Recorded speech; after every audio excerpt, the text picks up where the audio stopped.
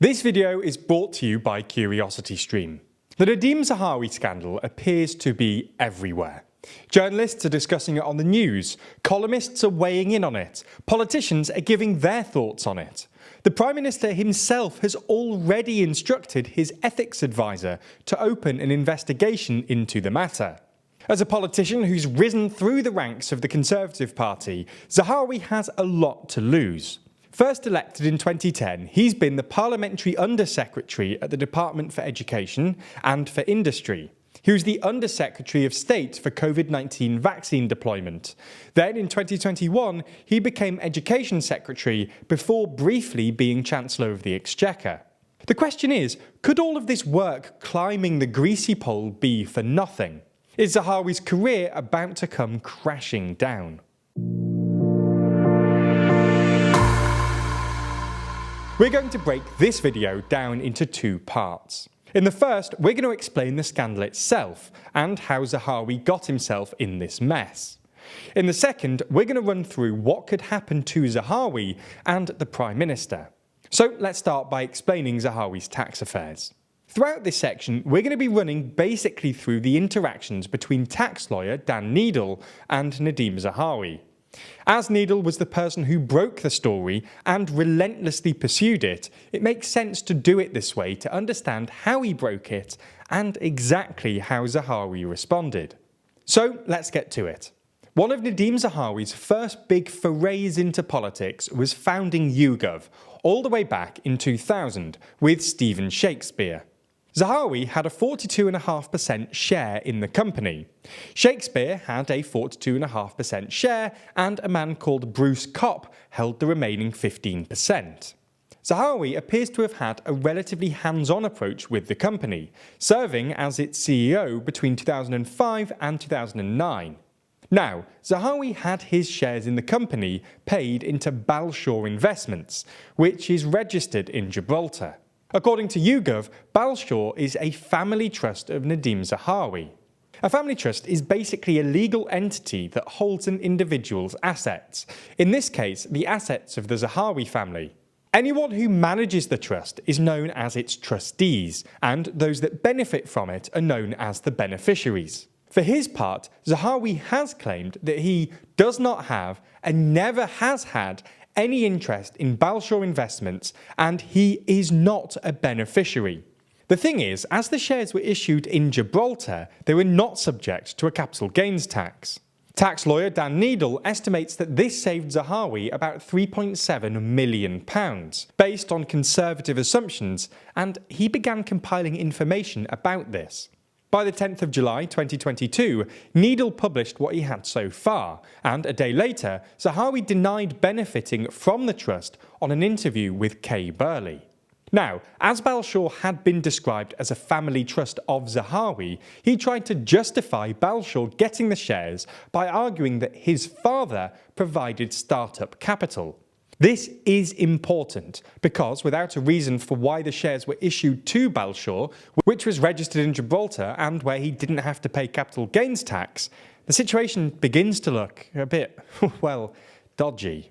Again, Needle went through the documentation and publicly called this out, claiming that Zahawi's father didn't provide any startup capital. Following this, Zahawi tried to pivot and argue that the reason the shares went to Balshore was because he wasn't experienced at running a business, and he relied on the support and guidance of his father, who was an experienced entrepreneur. Unfortunately for Zahawi, an investigation by The Times found that YouGov's company secretary, Tilly Held, said that YouGov had/has no association with Harith Zahawi, Nadhim's father.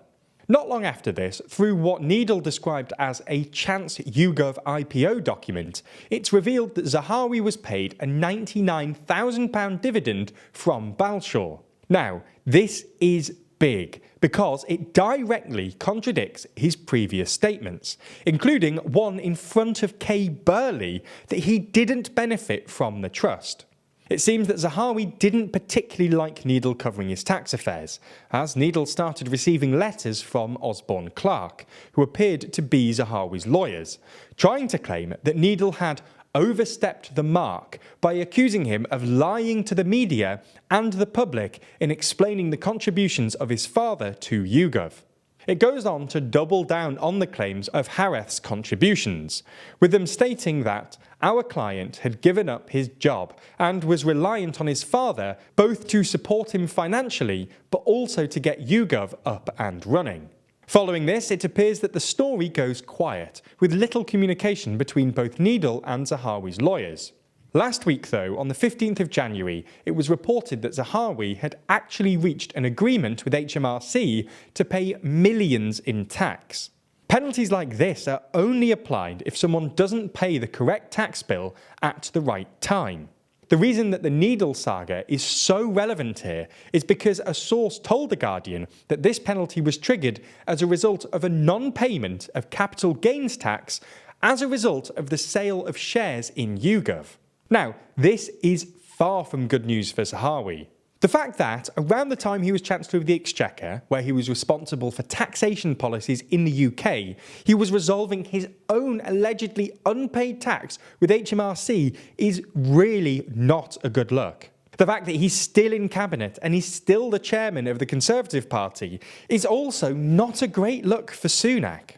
The Prime Minister called for an investigation into Zahawi, saying that there are clearly questions that need answering. The Prime Minister confirmed that Zahawi will remain as Conservative Party chairman while the investigation over whether he broke the ministerial code takes place. So let's move on to the second part of this video and discuss what all this means for Zahawi and Sunak. It's likely that if Zahawi is found to have lied to the public and journalists about his tax affairs, then he will be made to resign. The thing is, this would only really happen after the investigation. As you may remember from last year when Partygate was seemingly perpetually on the front pages, Johnson hid behind the investigation, arguing that it was best to wait for Sue Gray. Zahawi may use a similar line.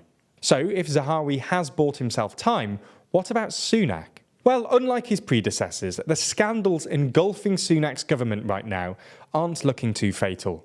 While he was humiliated by Seatbelt Gate, it hasn't caused the same level of public outrage that Partygate did. And while the Boris Johnson BBC scandal is a further humiliation, it reflects worse on the former Prime Minister than the current one. But it's worth remembering that it wasn't a single scandal that brought down Truss or Johnson. It was a collection of them that built into a public feeling of never-ending crisis. While these scandals may not, on their own, be enough to bring Sunak down, if things like this continue, Sunak could find himself in trouble. If you want more from TLDR News, then you should check out Nebula, the streaming service where you can watch all of TLDR's videos ad-free and where you can check out a whole bunch of exclusive videos which will never come to YouTube. There's a whole load of TLDR over there. So if you're a big fan of the channel, then that's the best way to watch and support us. If you'd like to sign up, then you can get access to Nebula via the Nebula Curiosity Stream bundle. Curiosity Stream is home to some really interesting documentaries, many of which our audience are sure to enjoy. And the good news is that if you sign up to Curiosity Stream using the link in the description, you'll also get Nebula thrown in for free. That's 2 streaming services for less than $15 a month. The link is down below, and thanks for your support.